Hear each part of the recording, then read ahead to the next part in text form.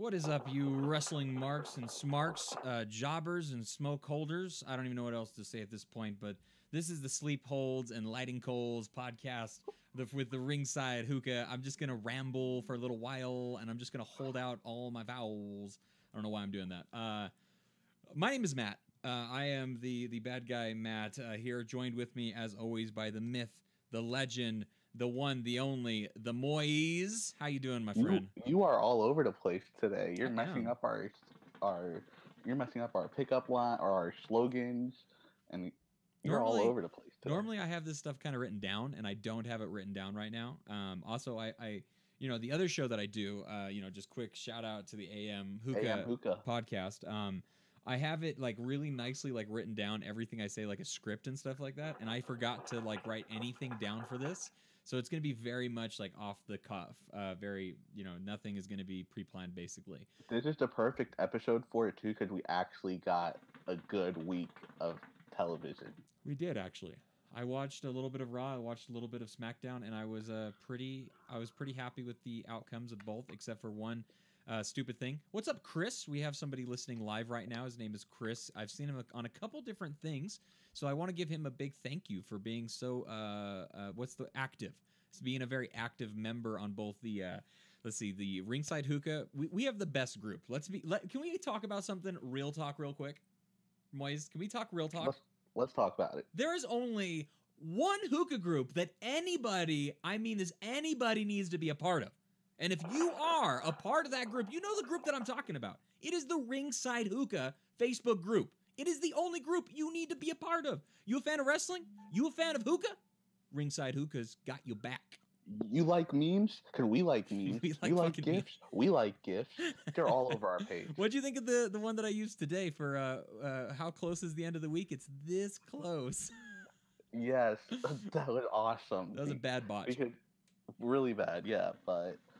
And Luke Harper's a bad guy to miss on because he's so big. I know, right? He's a huge target. It was more Luke's fault than it was Kofi's fault, though. He was taking the kick, not giving it, so I blame him. Okay, so let's get back on track, Moise. Let's get back on track, okay? We're going to be talking about NXT TakeOver. We're going to be talking about SummerSlam. We're going to be talking about, obviously, the kind of the stuff that happened on Raw and SmackDown just a little bit as well, and NXT just a little bit too. But before we get into all that, why don't we talk about what we're smoking? Because this is the Ringside Hookah podcast. It means that we like to talk about wrestling and we like to talk about hookah. So, Moise, if you would please let us know what your flavor, concoction, and hookah that you are doing tonight. Before I do that, I'm repping my Ty Dillinger shirt today. You know, most underused talent on the roster, probably aside from Jack Ryder.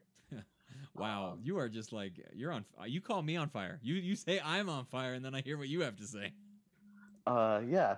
So I am smoking 25% Alpacama Mint and 75% Afzal Green Mango. Afzal Green Mango. So is the green mango? Is it living up to the hype? Dude, it tastes like a ripe mango. It's my favorite Afzal flavor, which is saying I don't like a lot of Afzal flavors, but I picked this up. Solid. Now, what hookah are you using right now? Did you line up? You were looking at another hookah. Did you ever line up pulling the trigger on getting a different one? I am waiting for football season to start so I can make some more money doing my side hustle, which is gambling. Gambling. You have to win to get money doing that, though. You know that, right? That's how that works. You just got to know the right people to follow, and you'll make the right bets. You'll make the right bets. Okay. Is football... And I'm going to take some money from you from our fantasy football league. So you don't touch that money till the league is over.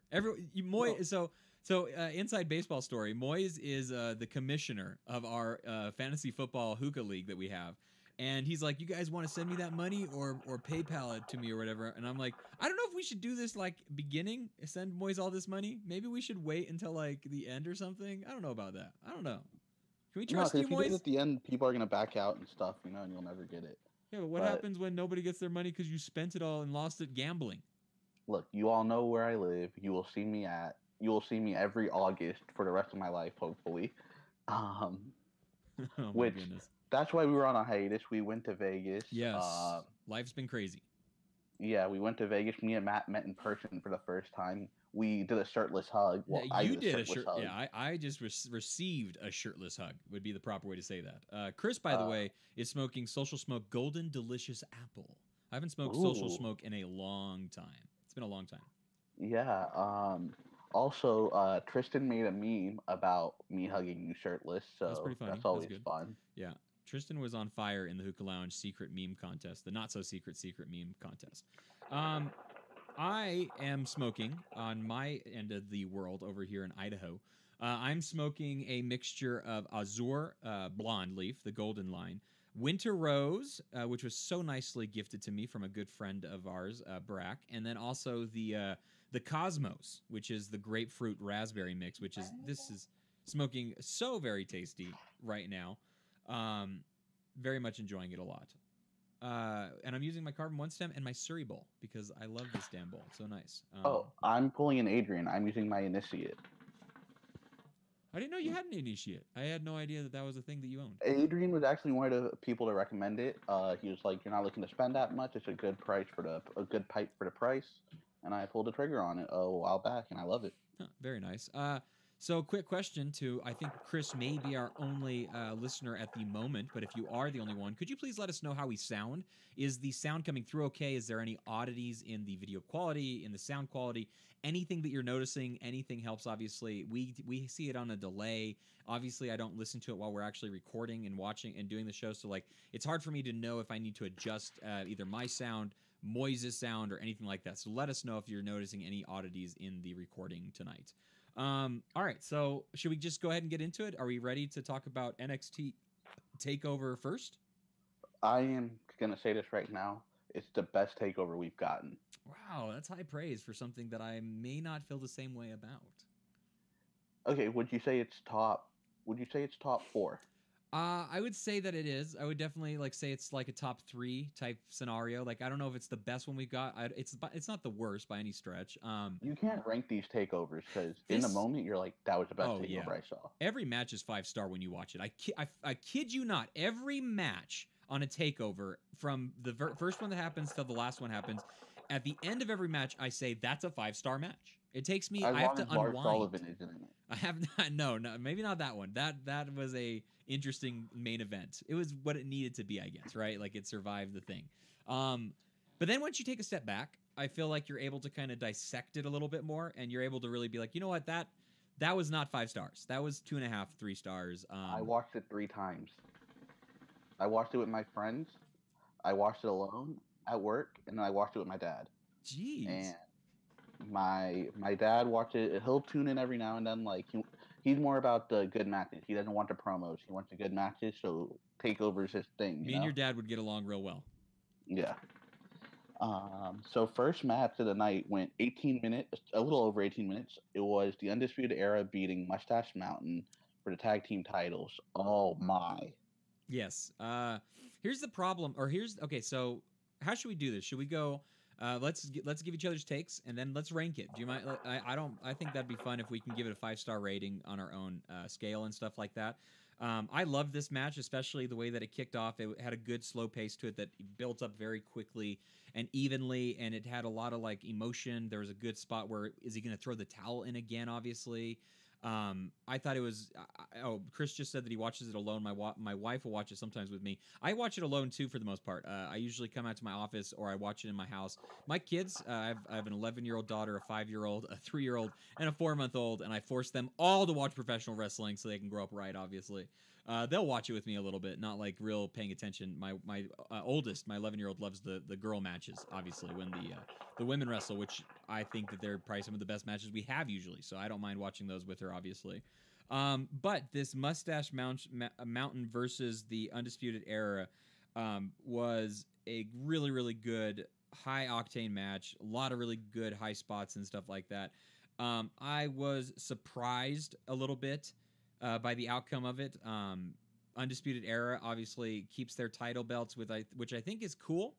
But I thought it was an odd choice considering they let Ricochet take the North American title, which we'll talk about later, obviously.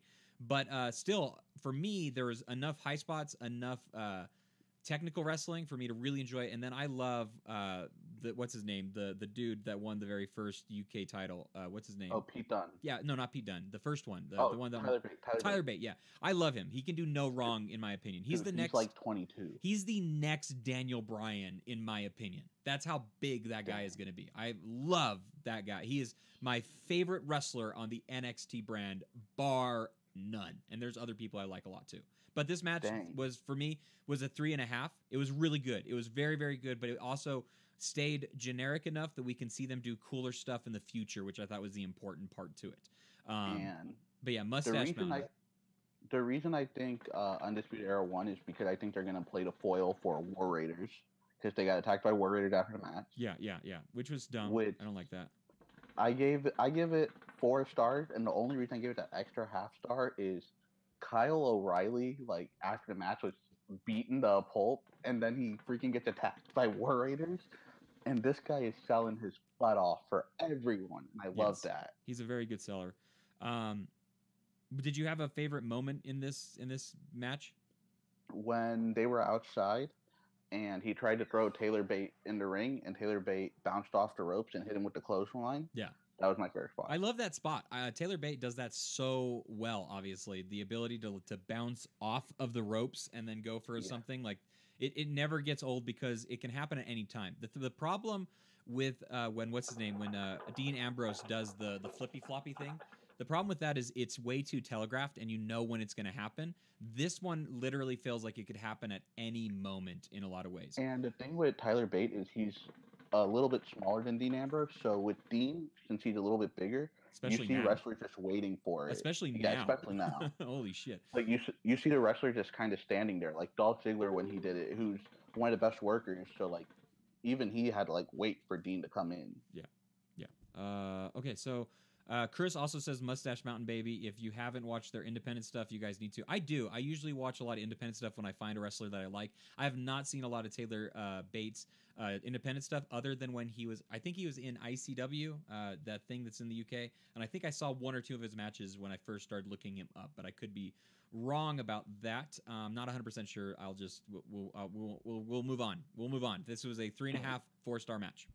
NXT UK brand is going to be solid with Pete Dunne and Tyler Bate just carrying the load. Yeah, I want to see them wrestle every other week.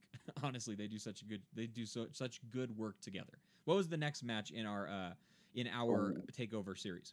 We had EC3 lose to Velveteen Dream in a 15-minute match. Yes. Oh my gosh, I was so happy that Velveteen Dream got treated like a legitimate star. He got treated like I believe that he is gonna be on this roster. I love that he has the tights that are spray painted like Rick Rude style. I love that he has a little bit of Rick Rude in him. I love the neck breaker, the Rude Awakening, the way that he does it. I love his overall persona. I just think that he is his elbow drop. Oh my gosh, such a nice elbow drop.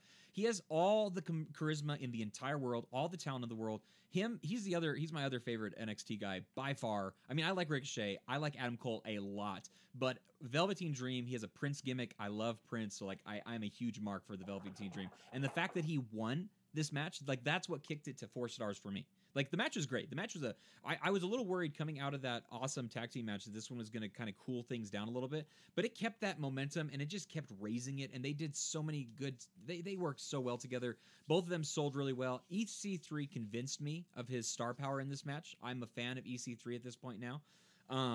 But seeing Velveteen Dream pick up, and then the way that he did it, right? Like that Death Valley Driver, or what is he called? The Dream Valley Driver? The Dream Valley Driver. Yeah, the Dream.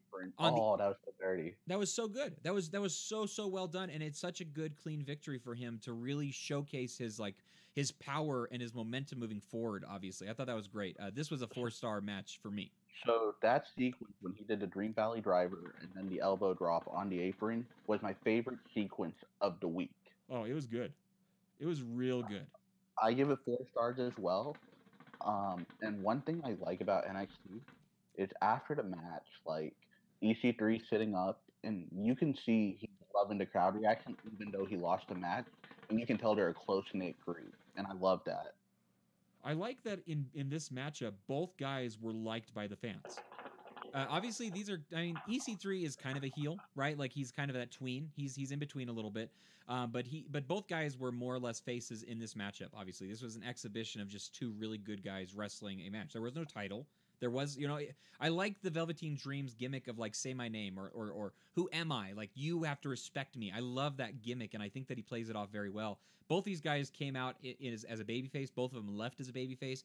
Both of them, I feel like, helped each other grow in this matchup. It was a 4-star match that is like teetering above that in a lot of ways. And they're both superstars that they're in that gray area to where if you need them to be heel for a feud, you can get it. If you need him to be face for a feud, you can get it. Yeah. Velveteen Dream could instantly be a good heel because he has that persona. He has that great charisma to him. Because even EC3, his gimmick's the top 1%. He's an arrogant good guy. But when you see his face after a loss, you're like, damn, now I kind of sympathize with him. Yes, exactly. I was almost sad for him losing a little bit, but I was too happy for Velveteen Dream, obviously. All right, so that's a 4-star matchup. What's the next one rolling down the NXT Takeover card? Ricochet and Adam Cole went 15-19. Oh my god, this had the best spot of the entire weekend. I mean, that whole Dream Valley Driver elbow drop to the apron was great. This had the single best spot of the entire weekend, and I know you know what I'm talking about. The lion salt into super kick. The super kick heard around the world. That is how I'm going to talk about it. The super kick heard around the world. It was absolutely flawless. It was absolutely perfect. It was so good. It was so good that Adam Cole should have won this match. And that's why I'm actually going to dock it points for having bad booking and give it a 3.5. I'm going to give it a 4 because it was unpredictable. The ending was? I felt like the title. No, the title sentence. The title. Wait. No. I think that Adam Cole should have won this match. No, I'm saying it was unpredictable that Ricochet got the title because okay. Undisputed Era won earlier in the night. Yeah, which I thought was an odd choice considering they're going to keep... I wonder if this is going to be a way to get Adam Cole out of Undisputed Era. It's a good way to... whenever there's a faction that have a lot of titles and someone loses a title, it's a good way to kind of force them out. Like, you're not good enough to be with us. And then it gives him the ability to flip-flop as a babyface because now he's fighting to get out of this group that are attacking him because he's not good enough, which could be... And Bobby Fish will be coming back, I think, in the next month. Don't quote me on that. It's the next month or next 2 months. And then War Games is coming up, so I think we will get Ricochet teaming with the War Raiders. We'll get the UK division with Mustache Mountain and Pete Dunne, and we'll get the tag team of Undisputed Era. That could be cool. That could be a very cool War Games. Can you imagine War Raiders like just throwing Ricochet around onto everyone? I'm not a fan of big guy wrestlers. That's just not like my cup of tea usually. But these guys definitely seem like they have the skill to go with it. Like the Bludgeon Brothers, for instance, I'm not a big fan of them overall in a lot of ways. But I do like the fact that Luke Harper is a excellent worker. Excellent guy in the ring, and Eric Rowan is not anything to lift your nose at, obviously, but I was pretty impressed with this whole matchup because it kept Ricochet grounded for a very large amount of it. It was not a huge spot fest for the most part. The spots were done with like regular grapples and good storytelling in the ring, highlighted by the super kick heard around the world, obviously. And when you did get that big spot from Ricochet, it was to win the match, and that's how it should be. Yeah, because it feels important. It feels big. It feels magical. Yeah. Still, I thought that the booking was off. I thought that Adam Cole, if they were going to pull that move out, Adam Cole should have won that match because in the future they can do that same spot, and then they can have him kick out, and it means more. That's how I feel about that. So, but still, it was a 3.5 star because I'm going to knock it for booking a little bit. You give it 4, right? Yes. Okay, what's our next matchup on the card? Kairi Sane and beat Shayna Baszler in 13-37. Now, what do you think of this match? I know we're both fans of the females, especially this whole new era of female wrestling for the past 4 to 5 years. Obviously, it's been picking up steam, and they've always put on stellar matches. This match was no different. Very good. I don't know if I'm a big fan of the Pirate Princess. I don't know how I feel about her completely yet. My hard eyes are coming up because we messaged about this. She's gonna play foil to my girl, Bianca Belair. Very true. Yeah. Instantly, Moise messages me. He's like, "Oh, did you see they were talking on Twitter? They were going off on each other on Twitter. I know that this is going to lead to a great match. I just saw Moyes mark out a little bit, basically, which I love. I love about you. I did like the title change because with Stephanie getting attacked on Raw, the rumors are Nikki Bella versus Ronda, but I would not mind Shayna Baszler coming as Stephanie's muscle and turning on Ronda. Wow, that'd be good. That'd be interesting. And be like, yeah, we're friends, but Stephanie pays my bills. No way they do that. That's way too smart of booking, in my opinion. It'd be interesting to see, though. Still, this matchup was still very good. It had plenty of high spots. I love the joint manipulation that Blazer is able to do. I love the way that she knocks people's hands apart and legs and all that kind of stuff. I thought that they did a good job keeping it on the ground, obviously, for the most part. This one was definitely, I don't want to say it was a lower matchup by any stretch, but it definitely was, there was a need for a cool down moment, and this one definitely I would give it 3 stars. Yeah, 3 stars, which is not like a bad 3 stars. It's a very solid 3 stars. It just didn't do anything. Thing is, when she went crazy and started dropping the elbows, with how I think she has the best elbow drop in the business right now. I love the whole body. The whole body's up. Because when you do it 3 times, it should be game over. You don't have to win with that roll up. Yeah, I agree. Okay, yeah, I agree with that. Still, it was nice to see a new female champion because I don't think Blazer is liked by the NXT audience. I think they feel that her push was too manufactured because of the UFC mixed martial arts type thing. So I think this was a feel-good moment for a lot of fans in a lot of ways too. And Kyrie just I don't know if you see on social media, like she's so loved by that locker room. Like everything she is, like she's a sweetheart. Like Vanessa Bourne, Bianca Belair have broke characters and posted pictures with her. So that's cool. All right, so yeah, I think we both give this a 3-star for this matchup. What's the next one on our card? Main event: Tommaso Ciampa beat Gargano, 33 minutes and 42 seconds. All right. What do you want to say about this? I almost want to break this down with pros and cons because I'm the same way. I have more cons than I do pros after really thinking about this matchup, which is kind of sad, I feel, because it was a very good match. The first con that I have personally, I think this match was too long. I think it could be like 5 to 10 minutes shorter, yeah. I really think it should have been 5 to 10 minutes shorter. The 10 count lost a lot of momentum, especially towards the end when they kept getting up at 9, and sometimes they didn't even have like a good creative way to get out of it at 9. The DDT on the hard wooden canvas part after they tore it up and everything was a great spot, obviously. But seeing him roll out to stand up, that was good. That was well done. There was another spot on the outside where Johnny got up at 9, but he just like did the leap. You know what I mean? Like, to the barricade. Yeah, dumb. That was cool. No, that was dumb after like the 3rd time he did it. Being buried. No, if he did it once, it would have been cool. Exactly. But they shouldn't have done it earlier. They should have done it when he was buried. Yes, that would have been cool. Time. What are your favorite spots from this matchup? I did think the use of the indie wrestler camera guy was great. Yeah. I liked the end until the very end. Okay. Did Ciampa need this win? No, but I think we're going to get our first ever Hell in a Cell in NXT at War Games. Okay, that'd be a good one. I think this match would have been a lot better if Aleister Black was in it. Because okay, so as much as I love Johnny versus Ciampa wrestling each other, and I think that they do great work together, I feel like if they had Aleister Black to take the loss for this matchup, it allows Johnny and Ciampa to keep wrestling each other. You know, if Ciampa beats Aleister Black, now we are able to get a full-on feud between Johnny and Ciampa for the title without having that person that's kind of in the middle that's there, right? And here's the thing, like Ciampa tore his groin, so it wasn't even like he could go in the match for like 5 minutes, and he probably couldn't even stand, honestly. Jeez, but that's hell. And all his moves use his legs, so I thought so the 3, what is it called? Project Ciampa? What's his finisher called? The powerbomb into the knee. Yeah, is it called Project Ciampa or Project something? Yeah, That's called the Project Champa, and the other one's called End of Fairy Tale, where it's like the weird pedigree thing. Yeah. I thought the 3 Project Champas was a great moment. It was a great spot, and I was totally cool with him getting up at 9. I thought that was a great, like, feel good, like, oh my gosh, he can do this. And that's the problem, is they kept Johnny in it too long.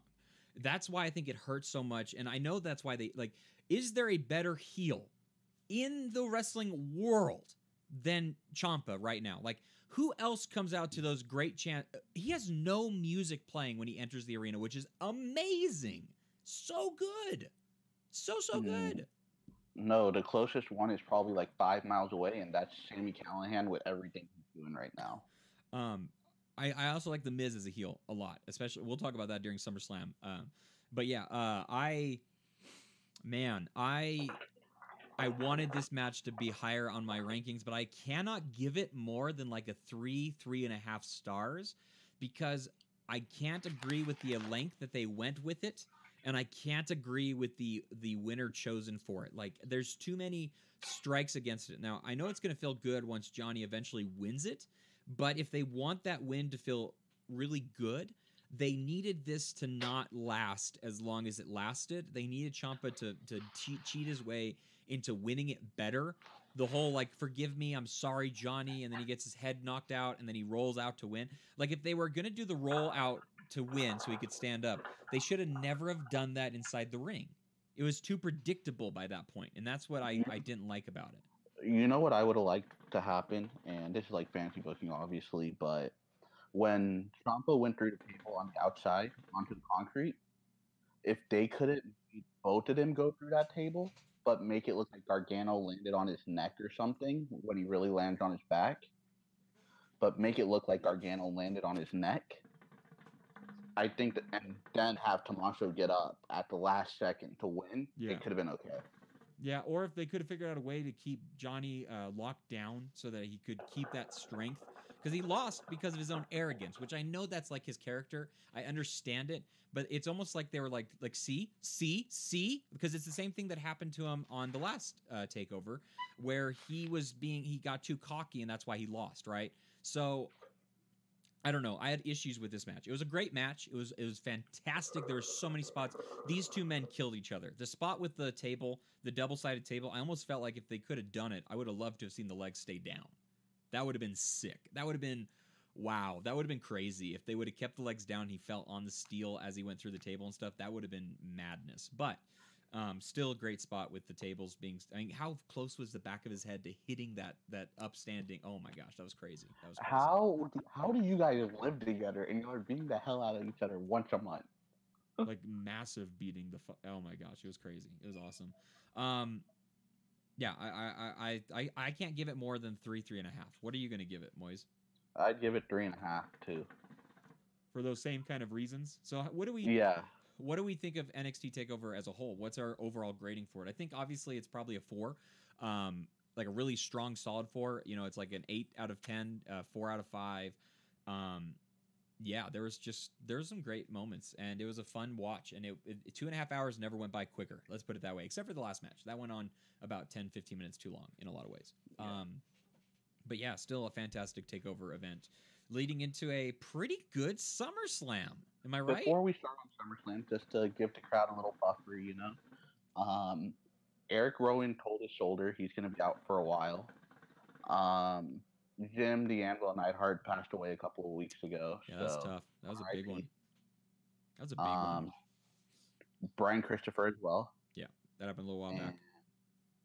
The rumor is Nikki Bella and Ronda, which we don't need at Evolution. No, why is Nikki being turned into the John Cena of the female rankings? Is what it feels like. Like, how does she just get into the main event like that? That's what I'm saying. I would rather it be Shayna. I'd rather it be Stephanie. Yeah, give me anything else. I don't know about that one. Nikki Bella just doesn't need it. I don't know. I mean, I don't want them to retire because they're still young, and I know they still like professional wrestling and stuff. But like, why not let her work her way up and really feel like she's doing something that can feel like a win? The Bellas and the Iconics. Why couldn't we get that? That would have been great. Yeah. Did you think there was going to be a run-in of any kind from the Bellas in the Ronda Rousey? Yeah, did you think there's going to be some sort of like trickery happening? I thought either that or they'd attack her after a match. I thought so too. Let's But go ahead and get into. I think with everything happening with Natalia's dad, they had to change everything on the go. Yeah, because I think Natalia was going to turn. We'll take a look at that deeper here in a little while. But let's go ahead and get into SummerSlam. So there's 3 pre-show matches. We're not going to talk about them because I don't think either one of us actually watched them, so we're not going to spend any time with them.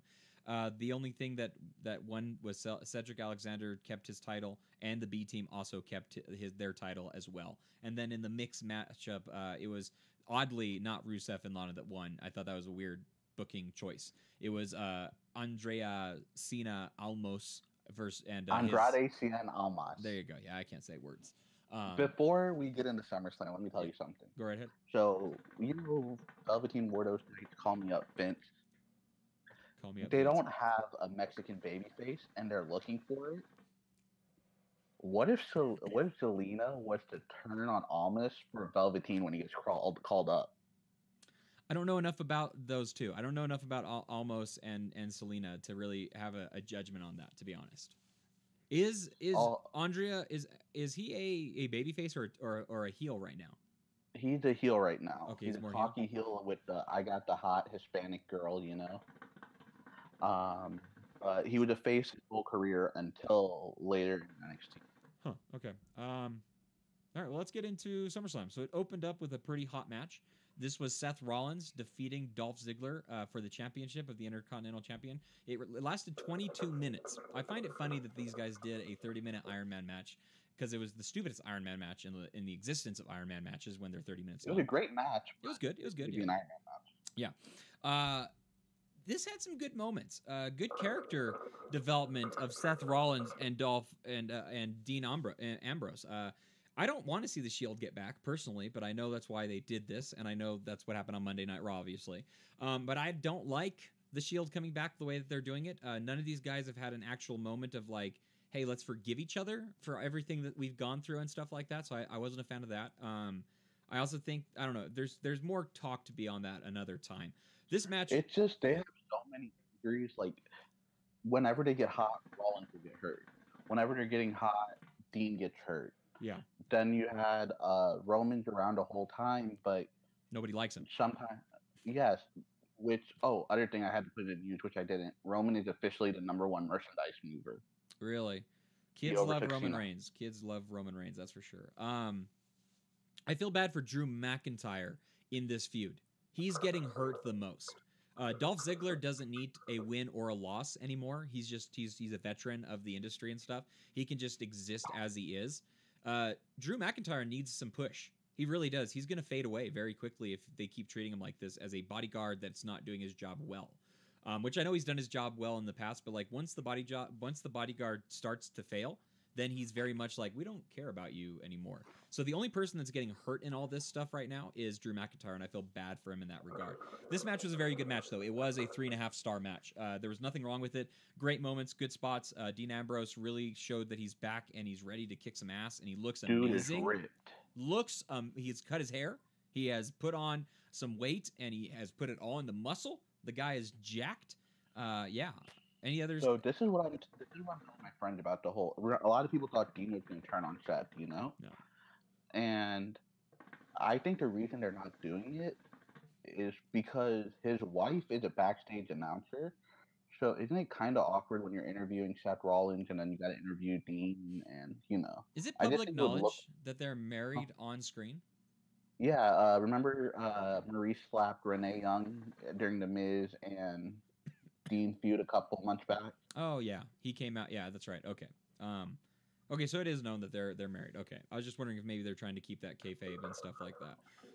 So this match was good. What do you give it out of 5 stars? I give it 3.5 as well. Okay.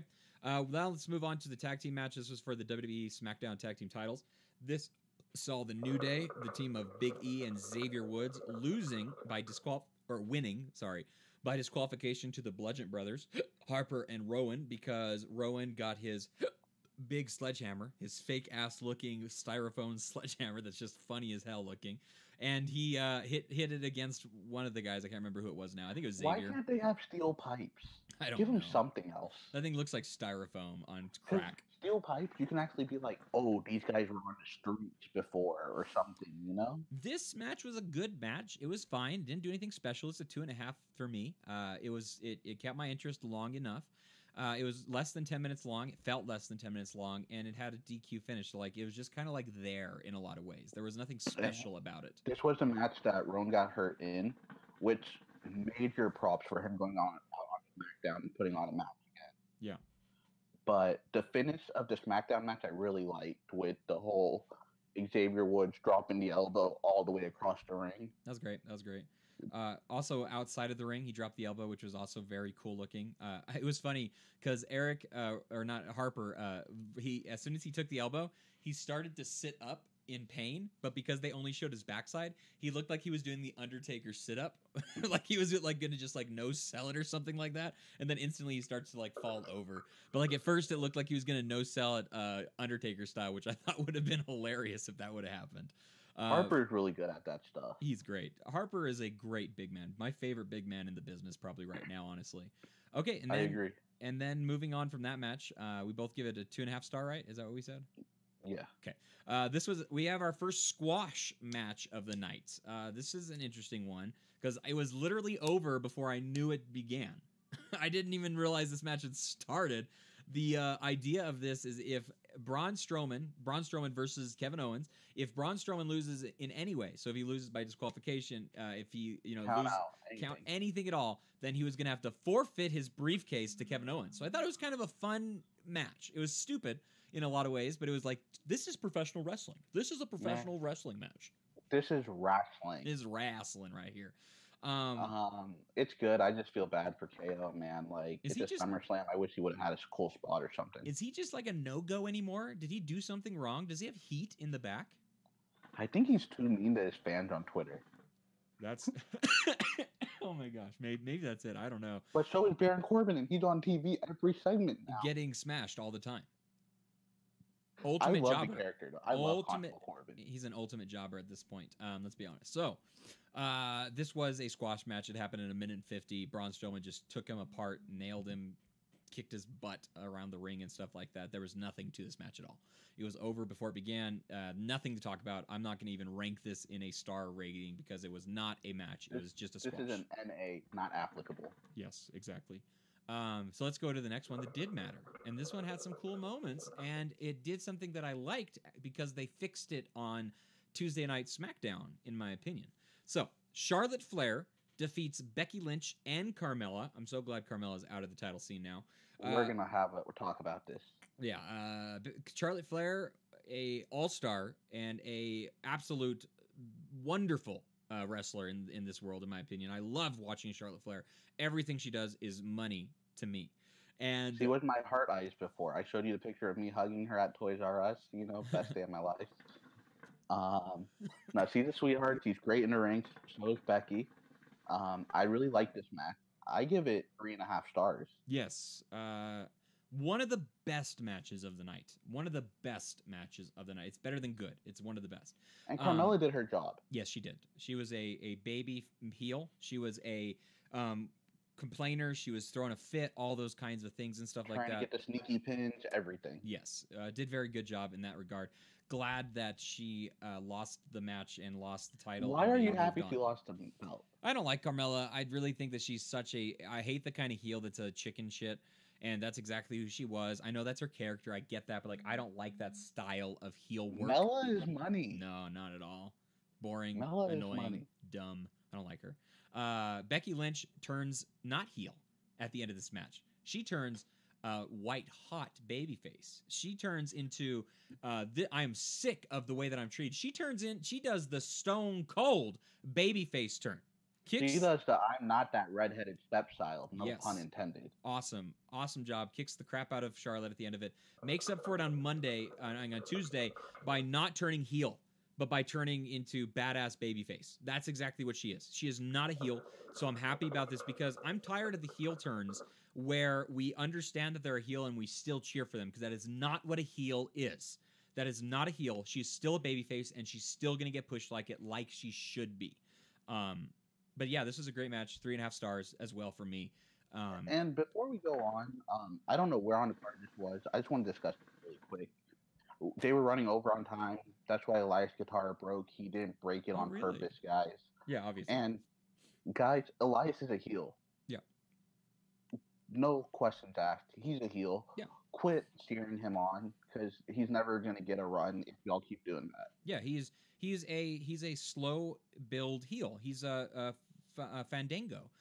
He is who is some of those other ones that are really good at doing that work as a heel for a long time, that we haven't seen for a long time. Elias does exactly what he needs to. He comes out, he annoys the shit out of the crowd, and then he annoys them more. And that's exactly what he did with this too. It sucks that they ran over on time, so he had to not play a song, because I don't mind his songs. They're okay. They're kind of fun. They're funny. They're funny, exactly. But I thought it was funny that he broke his guitar, and then he got pissed off too, like he's throwing shit around and everything. That was good. That was fine. Good heel work from Elias, in my opinion. So let's go into, I don't want to say the best match of the night, but one of the best matches. I can't call it the best match because it ended in DQ, which I actually was okay with. This is Samoa Joe defeating AJ Styles by disqualification. AJ keeps the title, which is nice. And wow, what a whirlwind of emotion in this matchup. Talk about just really good classic heel work by Samoa Joe. And the thing that he said to Wendy, just like, Wendy, don't worry, I'll be your new daddy. Wow. Savage. And it's perfect. Savage. These are another two wrestlers that we know are friends behind the scenes. Like, we know they're best friends behind the scenes. Yeah. It gives you that build to Hell in a Cell that you know you need. Yes, it's the good kind of build to Hell in a Cell where it gives a little bit of emotional, a little bit of emotion to the feud, which I think is very positive in a lot of ways. This ended awesome because if somebody insulted my family, how are you going to react, right? You're going to just fuck them up. You're just going to take whatever object you can get your hands on. You're going to hit them with that thing. And that's exactly what AJ did, which is exactly what he needed to do. So this was one of those good disqualification match endings, in my opinion. This was a great feud building matchup. This is what SummerSlam matches are supposed to be like. I thought it was great. This is a 4-star match for me. Dude, I loved it. I give it 4 stars too, even though it ended on disqualification. I think it's perfect. He attacked AJ after on SmackDown during the promo. Everything's building perfect. Yes, it is. It really, really is. Okay, so let's go into another great heel match, in my opinion. My favorite heel in WWE right now, not counting Ciampa because I count him as being like the best heel in the business type scenario. The best heel in WWE is The Miz. And he proved it once again by getting a perfect heel finish. I love Daniel Bryan. He is my favorite WWE wrestler by far. He's my favorite. And it's another match that builds to the future. I was annoyed that they used this match at SummerSlam instead of waiting until WrestleMania, right? I was really mad that they decided to keep this to kick the feud off at SummerSlam and not later on. But they do the great thing of having the Miz's wife in the front row with the baby, which I thought was classy because I'm sure it's loud as hell in there. But and I'm sure there's no baby in there, by the way. I'm sure there's absolutely no baby. But I love that she gave the Miz the brass knucks. I love that the brass knucks knocked Daniel Bryan out, and then he went in for the cover and he threw the black brass knucks back into his wife's arms and stuff like that. This match was perfect. This match was exactly what Daniel Bryan needed because Daniel Bryan is the best when he's an underdog. And when he's fighting against odds that are larger than him, being a good heel like The Miz is, awesome. Absolutely phenomenal. And one thing I want to say, and I give this match 3 stars for this reason. After Daniel Bryan lost, he had a smile on his face. Because he was doing what he loved. He was doing what he loves. He wanted to put The Miz over. You could tell. Especially the way that they did it. And when those guys that come from Japan, Ring of Honor, they know that the heel needs to be a heel. He doesn't need to be this gray area that we get with Sasha Banks and Bayley. Yes. He doesn't need to be the gray area we get with Elias. He needs to be a heel. And that's exactly what The Miz is. Everybody boos him, and they like to boo him. They don't want to cheer him as a heel. They want to boo him as a heel. He is playing the heel absolutely perfect on every regard, in my opinion. So let me ask you. Yeah. With these crowds, it's these fans that want to call themselves smarts, but they're really marks. Yes. The ones that want Daniel Bryan, Miz is awesome. The Gargano Ciampa. There is no reason for you to be cheering the heel. Yes. Quit trying to look cool. Yes. You're not cool. Yeah. No, you're actually you're a complete mark. You're an absolute mark. It's kind of like, and sometimes it works well. Like Cody Rhodes back in the day when he used to do the brown bag, and there's fans like asking for the brown bag and stuff. That was pretty good. That was a good type of heel heat to like build into. But like when you do this, and you're like, oh, my favorite wrestler is not getting the world title. It's because they don't know what he is. Because they want to be a heel, but you're over here making him a face, and then the guy they want to make a face, you're having this 50-50 reaction to. That's why Roman's selling the most merchandise, guys. Yes. Rant over. Okay, so in a great match, 4-star for me, 3-star for Moyes. The Miz does defeat Daniel Bryan with a very dirty finish, exactly what a heel needs to do in SummerSlam. The surfboard spot was cool when like Miz tried to do it, but he didn't know how to do it. No. And he looked so bad.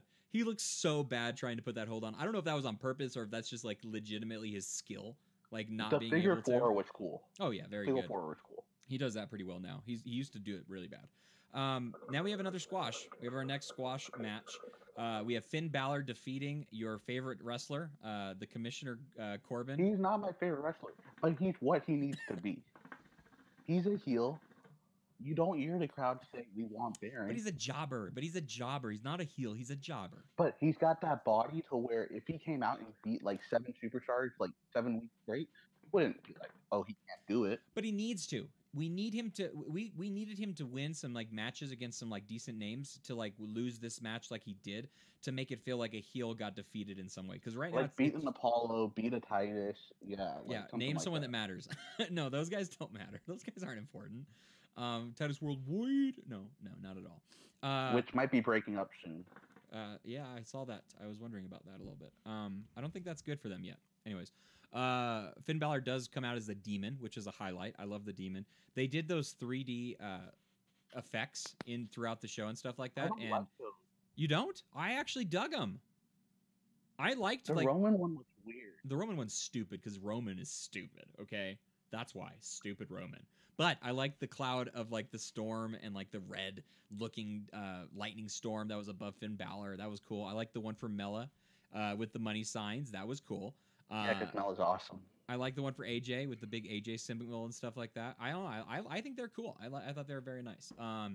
But the Demon beats Brandon Corbin in no time flat, 135. It was a dumb match. Not going to get a rating from us. But after Daniel Bryan, you need a cooldown. Yeah, that's true. This was a really good cooldown match. I was disappointed though because I like Finn Balor and I would have rather seen him wrestle a match. Like an actual match, even if it was a 5-minute match, right? Still cool down, still a little bit of less time to worry about stuff. But yeah, anyways, let's go to our final long match. This is the final match that went over 10. This is the final match that went over 7 minutes long. This match right here was 11 minutes long. It was for the United States Championship. Shinsuke Nakamura versus Jeff Hardy in some pretty cool looking face paint with the eyes painted like he's done in the past, obviously. Did you care about this? No, what? No, this match. Did you care about it? Oh, yeah, because I like Jeff Hardy and Shinsuke a little bit. I do. Yeah, but with the whole Randy Orton thing was weird. That I don't care about. That I think is dumb. I thought on Tuesday they did a good job giving. I love that he does a dick kick, but they do that every week, and normally it never matters. But this time the ref's like, too far. How dare he? They do that every week. That was not a low blow move at all. That was dumb. I know usually they kick him in the lower stomach. I understand. I get it, guys. Don't yell at me. Don't flag me. And then after when the match ended and Jeff did that swanton onto the apron, that was sick. I just thought it was too similar to the Velveteen finish, so that kind of threw me off too. Yeah, but he missed it. So like it worked in that regard though, right? Like Jeff is already injured. He doesn't need to be killing himself more. what is up with that guy? I don't even know. I don't know if WWE's trying to kill him so they don't have to like promote him anymore or something, but like they make him do the craziest stuff, honestly. I would give this a 2.5-star match. This is not. I would too. Yeah, I'm not saying it was great, but it was a good matchup between these two guys. It made me care about Shinsuke a little bit more, which I thought was never going to happen again. And then we got a promo that it's the United States of Nakamura now. That belt is such a bad belt, sadly. It's not held to any sort of pristine at all anymore. All right, here we go. This match is dumb. Ronda Rousey versus Alexa Bliss. I wanted to like this match a lot. I was excited for this match. I was marking out for this match. And then it was a terrible squash match. It was dumb. It was bad. If you have Alexa look strong, so much better. You make Stephanie look bad, and you don't want to do that as a writer. No, I disagree. If you make Alexa look strong and actually fight for her life and do a good job in the match, you make her strong, you keep her strong as a heel, and then you also really elevate Ronda Rousey. This match did not elevate Ronda Rousey. It's the first time that I've been annoyed of her being in the WWE because they treated this win as if she conquered the mountain. They treated this win on the same level of Shawn Michaels beating Bret Hart in the Iron Man match. That's how they treated this match. I would have rather had the Nia Ronda rematch, let them beat the hell out of each other, and then Alexa cashes in instead of Alexa cashing in the night of. Yeah. Man, this match was bad. It was bad booking. It was. Why is Ronda calling out loud? Who? Ronda. I didn't see. Hey, you ready? Oh, yeah. Because it's like her thing. She's like, I liked what Corey Graves said about it. Ronda is gonna let you know that she's gonna break your arm off by telling you, "Are you ready for it?" No, blah, blah, blah. she's brave. She doesn't know what she's doing, and she doesn't know how to cover up her calls. Yeah, that's more it. That's more it. This match is a 0.5 for me. This was a bad match. This was a bad. I put it as an NA. Oh my gosh, that's even worse. Bad match. Yeah. All right, let's get into our man. I can't even believe I'm going to say this. You know who Alexa's facing at Evolution, right? Oh yeah, they're going to have her face Trish Stratus. Yeah, I'm confused. I am too. I would love to see Trish come back and fight a match. I don't know why it has to be Alexa Bliss. I don't know why it can't be Trish and Bella. Trish over Alexa. Yeah, I think that Trish Stratus needs to fight a younger talent, someone unproven like Ember Moon. I think they want Trish to get the win, and with Ember, it would hurt her too much. Yeah, Trish winning against Alexa's fine to a point. Trish and Carmella would be perfect.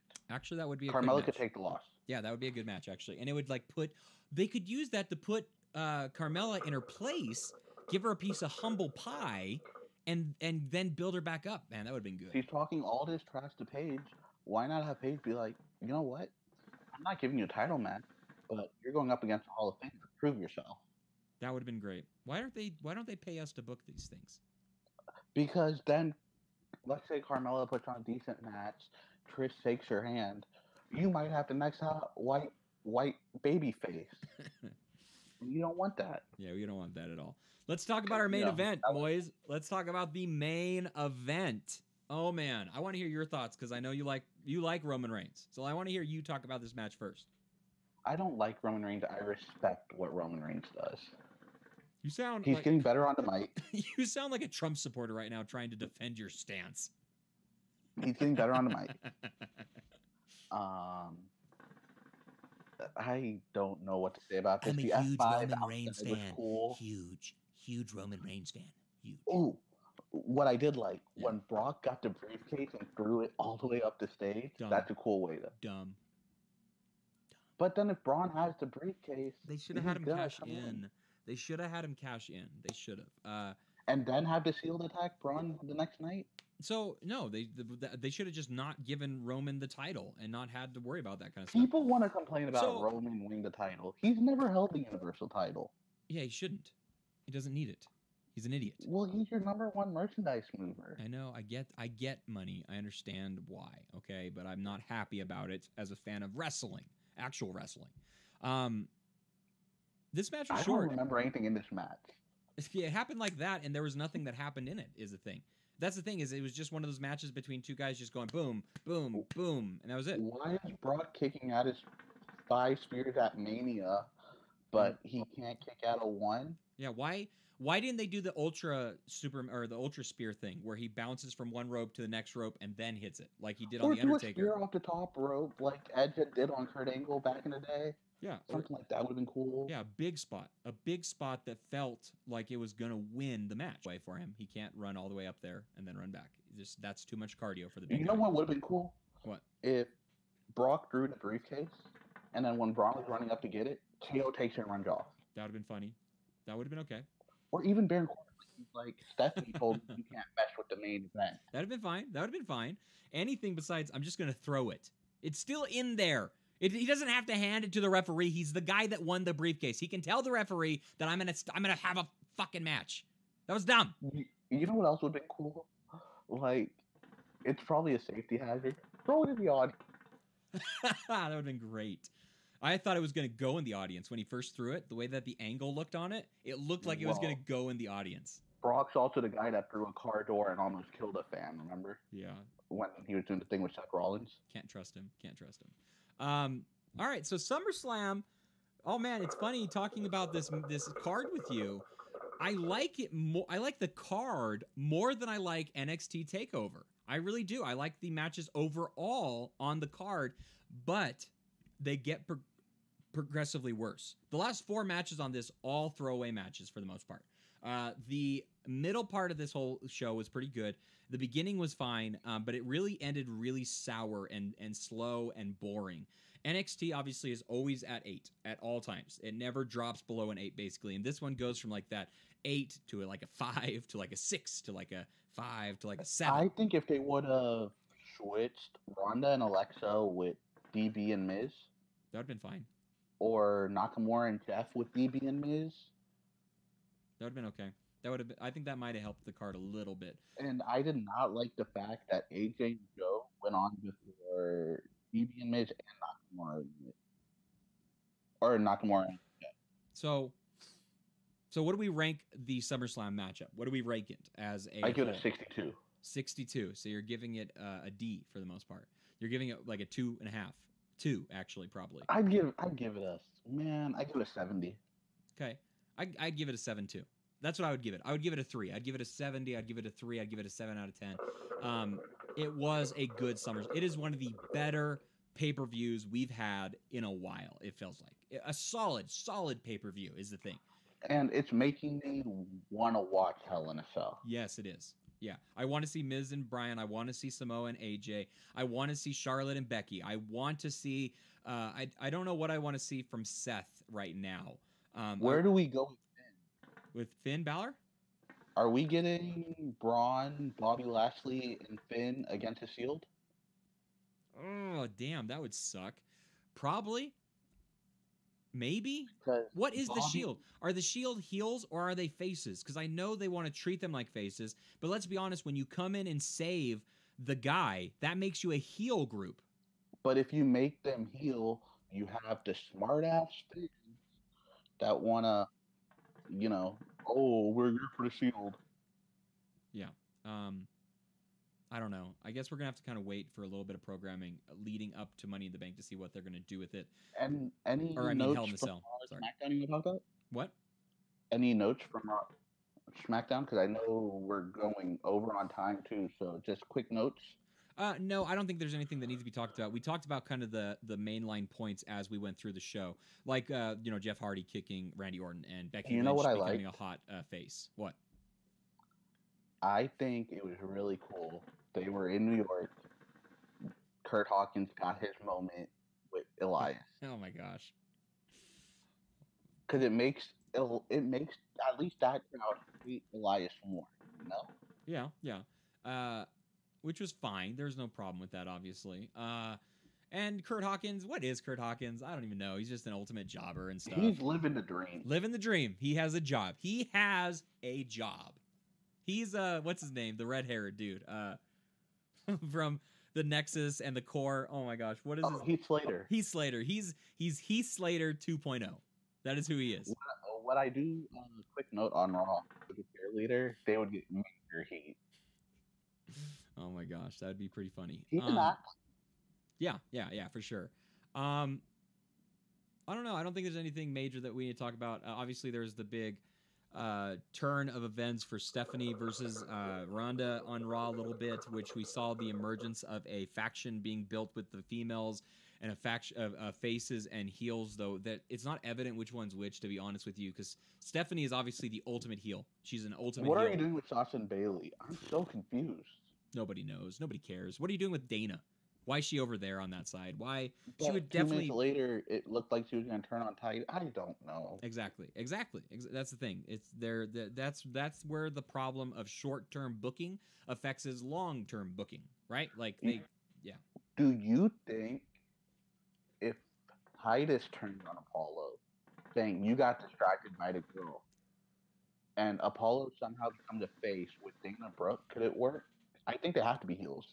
I don't know, because I think that I like Titus as a performer and as a professional wrestler and as a company guy, but Dude, he's one of the best dudes back there. Yeah, and you can tell that about the guy.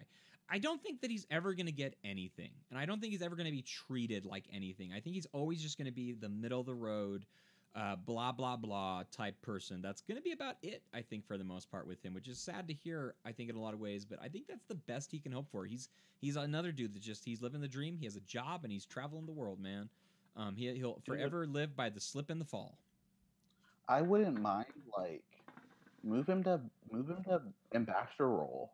He does so much good. Yes, he really does. Great guy. All right, I think that's going to do it for us. Thank you, Chris, for tuning in and watching for a little while. We had a couple other people stop by, so thank you for that as well.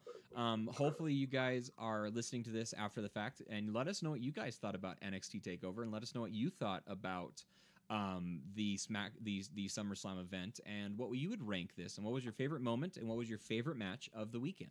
Before we log off, I have my Titan video done. I just got to upload it. You have a Scott Hall video coming out? Yes. We've just been really busy since we got back from Vegas, so we haven't, been able to mess around with it. And Matt's in hiding, man. He's got like 4 podcasts going on now. Yeah, I'm too busy for my own good. AM is a podcast. And what's your brother's podcast called? My brother's podcast is called the Tape Trader's Guide to 90s Pro Wrestling. It's on Podbean and other podcast listening things. I've done 2 episodes with him. We did one just talking about like WWE and just our own personal history and stuff like that. And then the last one we did, we actually reviewed an ECW show, November to Remember 97. And it was a ton of fun. Talking with people. I would love to have him on, dude. Yeah, I want to have him on here too, because he's super knowledgeable. He legitimately lived the life of a pro wrestler for a little while. He's completely embedded in the indie. He worked in my favorite company. Yeah, he's worked with TNA. He works for indie stuff all over Tennessee and in that area and stuff like that. He's actually coming out and producing a independent wrestling movie called The Journeyman, about a professional wrestler who's like the ultimate journeyman, and it's going to be debuting later on this month. And I'm going to see if I can't get him to come down to Idaho and showcase it at a local indie theater that we have here, because I think that'd be really cool to have happen. Another cool thing is, I don't know if he's watching live, my friend Marlo works really closely with Metroplex Wrestling. Mm-hmm. Maybe we can get a screening out there. Let him know about any independent theaters that are up to do that kind of stuff, because he wants to travel. He's willing to take it out all over the United States and stuff like that. But I think that is going to do it for us. Moise, thank you for talking wrestling with me. I appreciate it a ton. Let's hope for better in the future, but this wasn't all that bad. At MoiseH91 on Twitter, Ringside Hook on Facebook. Subscribe, comment, hit that like button. Let us know that you want to see. Awesome. Let us know that you want to see more content on the channel, and we'll work our asses off. We want to see more Bianca Belair. All right, that's gonna do it for us. Thank you guys so much for watching the guys. Sleeper Holds and Lighting Coals Ringside Hookah podcast. This has been our review for SummerSlam and for NXT TakeOver number 4 in Brooklyn. Until next time, guys, it's still real to us. Damn it. Next time we'll be together is probably Hell in a Cell preview. Probably.